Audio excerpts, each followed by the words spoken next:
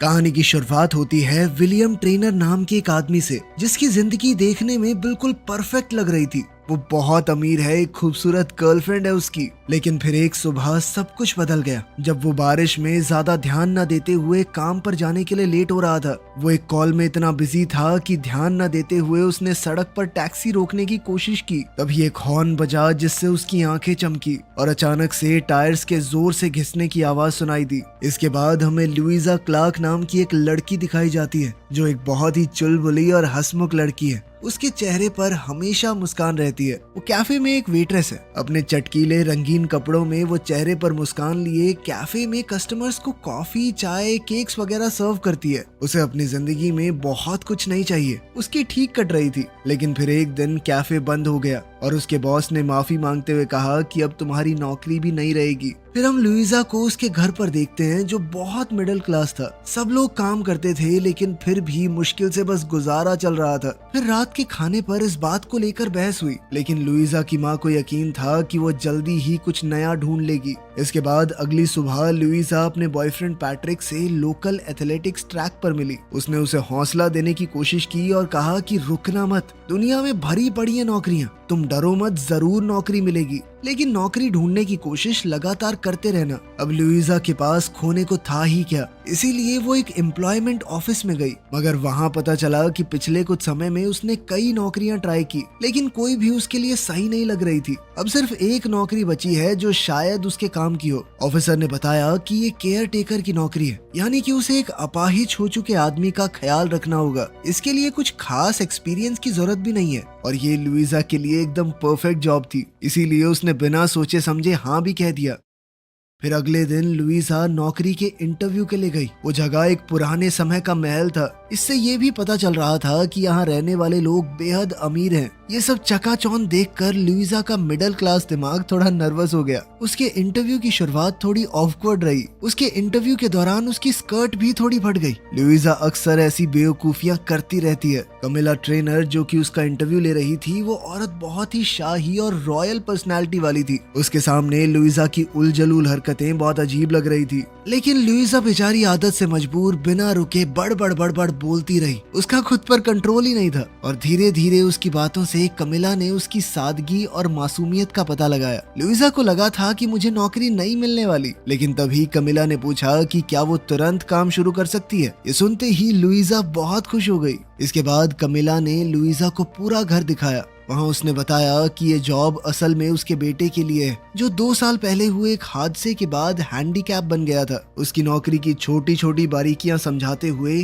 कमिला ने साफ कर दिया कि लुइजा का काम एक पेड केयर टेकर का नहीं है। उससे ज्यादा उसे एक दोस्त बनना होगा जो विल के साथ समय बिताए, बातें करे। हालांकि ये बात थोड़ी अजीब लगी उसे, लेकिन लुइजा फिर भी खुश थी कि चलो नौकरी तो मिली। फिर जब लुइजा पहली बार विल से मिली तो वो ज्यादा कुछ समझ नहीं पाई। अपने बिखरे बाल और बढ़ी हुई दाढ़ी के साथ विल व्हील चेयर पर बैठा था। सबसे पहले विल ने अपने मुंह से अजीब सी आवाजें निकालनी शुरू कर दी, जैसे वो जानबूझकर लुइजा को अजीब महसूस करवाना चाहता हो। और जब उसने बोलना शुरू किया तब भी उसकी बातों में मजाक और एक तरह की नफरत थी। यूं सारा दिन एक कुर्सी पर बैठे बैठे उसका मन कड़वा हो गया था। विल के बिना बात के ताने सुनकर लुइजा को अब ये नौकरी इतनी भी अच्छी नहीं लग रही थी। खैर, घर वापस आने पर लुइजा ने देखा कि सब कुछ बिल्कुल उथल पुथल हो रखा था। घर में सामान फैला हुआ था, किचन बिखर चुकी थी और हर कोई परेशान लग रहा था। लेकिन जैसे ही लुइजा ने बताया कि उसे नौकरी मिल गई तो पूरा परिवार खुशी से झूम उठा। फिर अगले दिन काम पर लुइजा को विल के फिजिकल थेरेपिस्ट नेथन ने समझाया कि तुम्हें विल को उठाने या इस तरह की कोई चीज करने की जरूरत नहीं है। इस पर लुइजा ने पूछा कि फिर करना क्या है मुझे, तो नेथन के पास भी कोई खास जवाब नहीं था। उसने सिर्फ इतना कहा कि शायद तुम्हारा काम विल को खुश रखना है। मगर लुइजा की विल के साथ पहली बातचीत बिल्कुल भी अच्छी नहीं थी। उसने विल को मनाने की कोशिश की कि चलो मेरे साथ बाहर चलो, लेकिन विल हर बात पर ताना सा मार देता। बहुत रूड भी था वो। फिर उसने सीधा सीधा कहा कि बहुत बकर बकर करती हो तुम, मेरे आसपास हो तो थोड़ा कम बोला करो। इससे अपनी लुइजा का मन और थोड़ा खट्टा हो गया। लुइजा ने कोशिश बहुत की कि दिखाए ना कि उसे बुरा लगा है, लेकिन उसके चेहरे पर ये साफ दिख रहा था। फिर हम देखते हैं कि वो गार्डन में अकेली बैठकर लंच करती थी, सबसे अलग, खास करके विल से। इतनी बुरी शुरुआत के बावजूद लुइजा ने नौकरी छोड़ने की बजाय काम करने का फैसला किया। हर दिन वो अपने रंगीन कपड़ों में आती और पूरी कोशिश करती कि विल को थोड़ा आराम और खुश महसूस करवा सके। हर दिन विल उसे देखकर और ज्यादा कंफ्यूज लगने लगता। वो सोच रहा था कि इस लड़की को बिल्कुल बेइज्जती महसूस नहीं होती या सेल्फ रिस्पेक्ट है ही नहीं इसमें। इसी बीच लुइजा अपनी बहन ट्रीना के साथ विल के बारे में बात कर रही थी। धीरे धीरे बात ट्रीना पर आ गई, जहाँ उसने बताया कि वो दोबारा अपनी पढ़ाई शुरू करने के बारे में सोच रही है। मगर ये सुनकर लुइजा परेशान हो गई, क्योंकि इसका मतलब था कि उसे घर पर रुककर अकेले ही मम्मी पापा का ध्यान रखना होगा। ट्रीना को भी उसके लिए बुरा तो लग रहा था, लेकिन उसके पास कोई चारा भी नहीं है। उसके लिए ये करना जरूरी था और लुइजा ये समझ रही थी।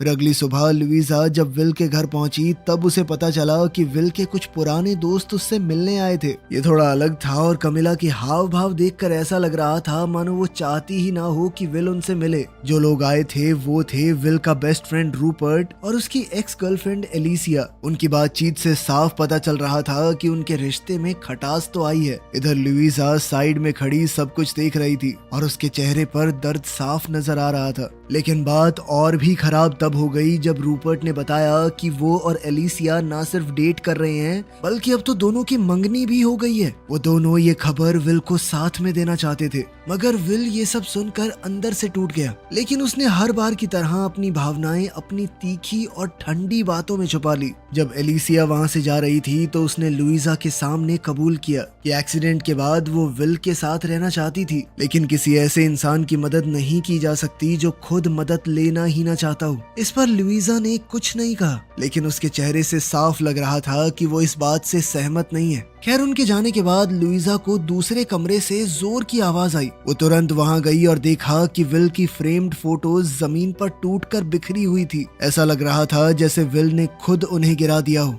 बाद में जब लुइजा अपने बॉयफ्रेंड पैट्रिक के साथ थी, तब भी वो विल के बारे में ही बात कर रही थी। उसने कहा कि मुझे यकीन नहीं होता, बेचारे विल के साथ जिंदगी ने पहले तो इतना बुरा किया, ऊपर से उसका सबसे करीबी दोस्त और उसकी एक्स एक दूसरे से शादी करने वाले हैं। ये सब देखकर उस बेचारे को अपनी डिसेबिलिटी का और ज्यादा एहसास होता होगा। उसे विल के लिए बहुत बुरा लग रहा था, लेकिन पैट्रिक को इससे कोई फर्क नहीं पड़ा। उसका ध्यान कहीं और ही था। असल में उसने लुइजा को नॉर्वे जाने के लिए मना लिया था, जहाँ एक रेस होने वाली है जिसमें वो अपने दोस्तों के साथ हिस्सा लेना चाहता है। लुइजा को पहले इस बारे में पता ही नहीं था, और जब उसे पता चला तो वो इतनी घबरा गई कि कुछ कह ही नहीं पाई। उसकी बात सुनकर पैट्रिक पीछे हटने वाला तो था नहीं, इसीलिए उसने नाटक किया कि मैं बहुत खुश हूँ, वाओ। अब अगले दिन काम पर विल ने लुइजा को उन फोटोज को ठीक करते हुए देख लिया जो उसने कल तोड़ दी थी। उसने तुरंत कहा कि मैं नहीं चाहता ये फोटोज ठीक की जाएं। मैं अब खुद को उस रूप में देखना नहीं चाहता। उसे ऐसी कोई भी चीज पसंद नहीं जो उसे अपनी पुरानी जिंदगी की याद दिलाए। इससे वो और ज्यादा अपाहिज महसूस करता है। अब वो लुइजा पर गुस्सा करने लगा कि किससे पूछ के तुम ये ठीक कर रही थी, पागल लड़की। लेकिन इस बार लुइजा भी चुप नहीं रही।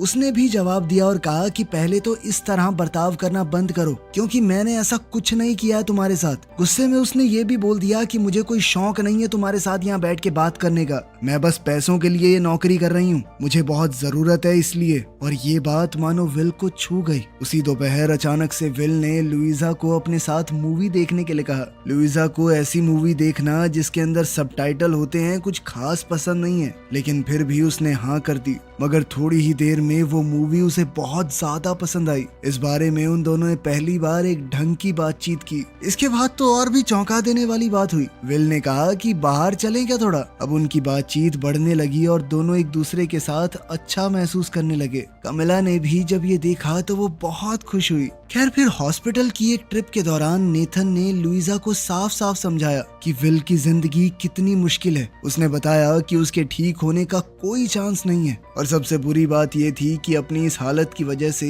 वो बहुत ही आसानी से बड़ी बड़ी बीमारियों का शिकार हो सकता है। साथ ही उसने बताया कि उसे लगातार दर्द होता रहता है, वो कभी भी नॉर्मल नहीं होता, पता है। अब लुइजा समझ गई कि उसकी जिंदगी इतनी भी आसान नहीं थी जितनी विल दिखाने की कोशिश करता है। फिर उस रात जब लुइजा पैट्रिक के साथ मूवी देखने गई तो उसने एक फॉरेन फिल्म देखने के लिए कहा, लेकिन पैट्रिक ने उसकी बात पर ध्यान ही नहीं दिया और एक कॉमेडी मूवी की टिकट खरीद ली। खैर कुछ दिन बाद बाहर बर्फ गिर रही थी, लेकिन अंदर विल की तबीयत खराब हो गई। उसे तेज बुखार था और उसके पिता ने लुइजा से कहा कि उस पर नजर रखना। लुइजा ने बिल्कुल ऐसा ही किया, मगर जैसे जैसे वक्त बीता उसकी हालत और ज्यादा खराब हो गई। उसने मदद के लिए कॉल करने की कोशिश की, लेकिन आधी नींद में विल ने कहा कि टेंशन मत लो, सब कुछ ठीक हो जाएगा। लेकिन कई घंटे बीत गए और उसकी हालत बिगड़ती ही जा रही थी। आखिरकार नेथन वहां पहुंचा और जैसे ही उसने विल की हालत देखी वो बुरी तरह घबरा गया। वो तुरंत उसे बचाने के लिए हर मुमकिन कोशिश करने लगा। इसी दौरान लुइजा ने विल की कलाई पर कट मार्क्स देखे और उसे समझ आ गया कि विल अपनी भावनाओं को छुपाता है। वो झूठ बोल रहा है कि सब सही है। जो बेमतलब की बातें वो दूसरों के सामने करता है वो तो बस एक ढोंग है। अंदर ही अंदर वो बहुत दुखी था। उस रात लुइजा जरूरत न होने के बावजूद भी विल के पास ही रही। वो उसके पास बैठी रही और एक पुरानी बर्थडे वीडियो देखी जो उसके दोस्तों ने बनाई थी। उस वीडियो में विल एक बहुत ही अलग इंसान लग रहा था। वो एकदम जिंदा दिल, खुश और एनर्जेटिक था। खैर जब विल ने आंखें खोली तो उसने लुइजा को अभी भी अपने कमरे में देखा। तो उन्होंने और बातें की और उनके बीच दोस्ती बढ़ने लगी। धीरे धीरे विल का बर्ताव भी बेहतर होने लगा, लेकिन हालात एकदम से खराब हो गए जब लुइजा ने विल के माँ बाप को झगड़ते हुए सुना। तब पता चला कि विल ने एक अरेंजमेंट किया था कि वो 6 महीने बाद स्विट्जरलैंड में जाकर एक चैन की मौत लेगा। कमिला को एक माँ होने के नाते ये बात बिल्कुल गवारा नहीं थी। वो नहीं चाहती थी कि ऐसा कुछ हो, लेकिन विल के पिता को लगता था कि ये विल का फैसला है और उन लोगों का इसमें बोलने का कोई हक नहीं है। ये सब सुनकर लुइजा बहुत परेशान हो गई और उसने जॉब छोड़ने का सोचा, लेकिन उसकी बहन ने उसे समझाया कि कहानी का अंत ऐसे नहीं होना चाहिए, बल्कि लुइजा के पास अभी 6 महीने हैं जिसमें वो विल को दिखा सकती है कि जिंदगी इस तरह भी जीने लायक है, चाहे उसके हाथ पैर नहीं भी चलते तब भी।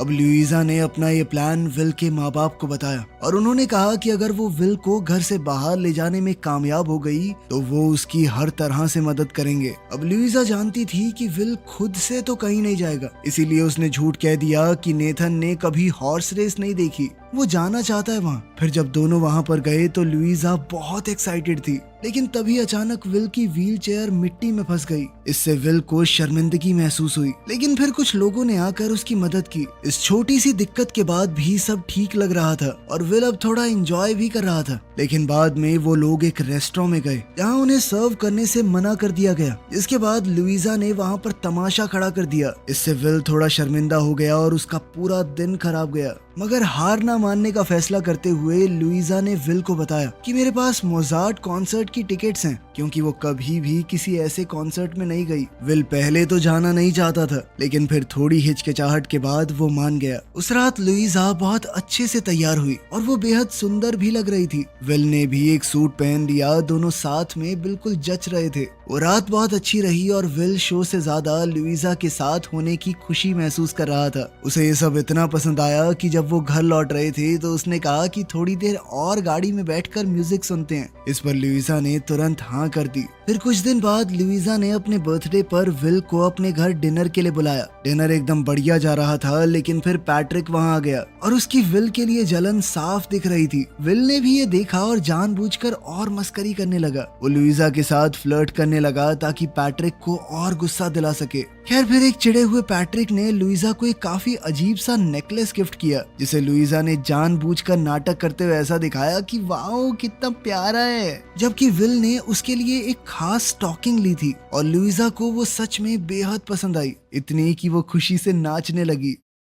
फिर अगले दिन विल लुइजा को पास के एक किले का टूर करवाने ले गया। वहाँ उसने लुइजा को अपनी सबसे पसंदीदा जगह के बारे में बताया, जो थी पेरिस, और वहाँ का एक छोटा सा कैफे जहाँ वो पहले कई बार जाया करता था। लुइजा ने उससे कहा कि वहीं चलते हैं ना, लेकिन विल ने उसे समझाया कि मैं वहाँ पर बिल्कुल उसी तरह से जाना चाहता हूँ जैसे पहले जाता था, ये बेकार सा शरीर लेकर नहीं। फिर घर वापस आकर लुइजा के पिता ने अपनी नई नौकरी मिलने का जश्न मनाया। पता चला कि विल के पिता ने उन्हें महल में मेंटेनेंस का काम दे दिया था। लुइजा खुश तो थी लेकिन उसे थोड़ी चिंता भी हो रही थी कि कहीं ये नौकरी उसके पिता को गलत वजह से तो नहीं दी गई। तब विल ने उसे समझाया कि इसका मतलब सिर्फ इतना सा है कि तुम्हें अब सबके लिए चिंता करने की जरूरत नहीं है, अब वो थोड़ा अपने बारे में सोच सकती है। फिर आया रूपर्ट और एलिसिया की शादी का दिन, जहाँ विल और लुइजा एक साथ गए। शुरुआत थोड़ी अजीब थी लेकिन धीरे धीरे सब नॉर्मल होने लगा। फिर लुइजा ने थोड़ी ड्रिंक ली और विल को लोगों के साथ घुलने मिलने के लिए कहा।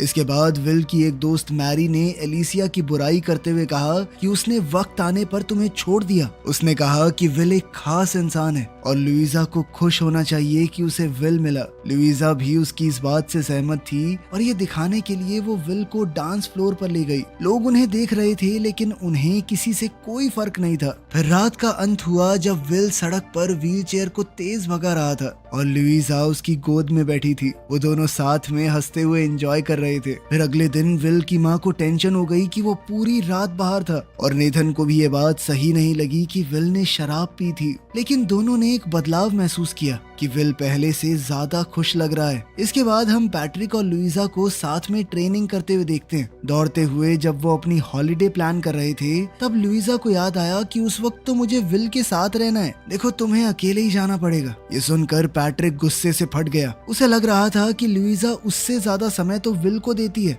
लुइजा ने उसे समझाने की कोशिश की कि ये जरूरी है, लेकिन पैट्रिक गुस्से में वहाँ से चला गया। उधर इतना सब होने के बावजूद भी लुइजा को पता चला कि विल अभी भी अपनी बात पर अड़ा हुआ है। उसने स्विट्जरलैंड जाने का प्लान कैंसिल नहीं किया, लेकिन उसने सोचा कि अगर वो एक लास्ट चांस दे तो शायद उसका मन बदल सकती है। तो अब उसने एक बड़ा हॉलिडे प्लान किया। पूरी जान लगाकर वो विल की जिंदगी बचाना चाहती थी। खैर, जाने से एक रात पहले पैट्रिक ने लुइजा को सरप्राइज दिया, लेकिन जब उसे पता चला कि लुइजा उसके साथ नहीं विल के साथ छुट्टियों पर जा रही है तो वो और ज्यादा गुस्सा हो गया। उसे लग रहा था कि लुइजा उसे धोखा दे रही है। पैट्रिक बिना लुइजा की बात सुने वहाँ से निकल गया।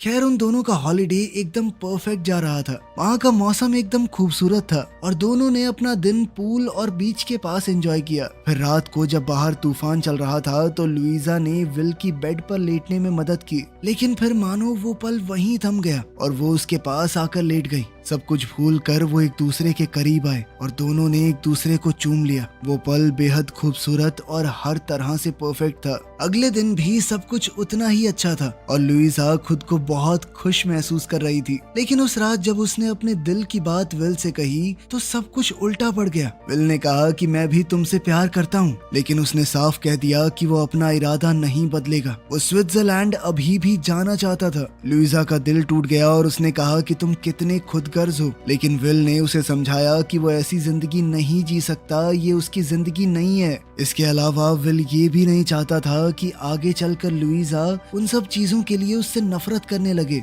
जो वो अपनी इस हालत की वजह से उसे कभी नहीं दे पाएगा। लुइजा उसकी कोई भी बात सुनने को तैयार नहीं थी। वो बहुत रोई, दिल टूटने के बाद वहाँ से चली गई। अजीब बात ये थी कि विल भी अंदर से उतना ही टूट चुका था। खैर, जब वो घर लौटे तब सब कुछ बदल चुका था। विल के माँ बाप को लग रहा था कि शायद अब कोई चांस है, लेकिन लुइजा का उदास चेहरा देखकर उन्हें अपने सबसे बड़े डर का एहसास हो गया। लुइजा ने उन्हें बताया कि वो चाहकर भी कुछ नहीं कर सकती और ये सुनते ही कमिला रो पड़ी। फिर उस रात लुइजा ने अपने परिवार वालों को सब कुछ सच बताया। उसकी माँ इस बात से बहुत गुस्से में थी, लेकिन उसके पिता बिल्कुल शांत रहे। उन्होंने समझाया कि तुम किसी इंसान को बदल नहीं सकते, तुम सिर्फ इतना कर सकते हो कि वो जैसे हैं उन्हें वैसे ही अपनाओ और उनसे प्यार करो, और साथ में ये उम्मीद कि ये प्यार काफी हो। तब लुइजा को समझ आया कि उसने बहुत बड़ी गलती कर दी है। उसे विल के आखिरी पलों में उसके साथ होना चाहिए था, ना कि उससे दूर। अब वो तुरंत स्विट्जरलैंड के लिए निकल पड़ी, जहाँ विल अपनी आखिरी सांसें लेने वाला था। वहाँ विल की जिंदगी के आखिरी दिन पर लुइजा ने बस उस तरीके से उसकी मदद की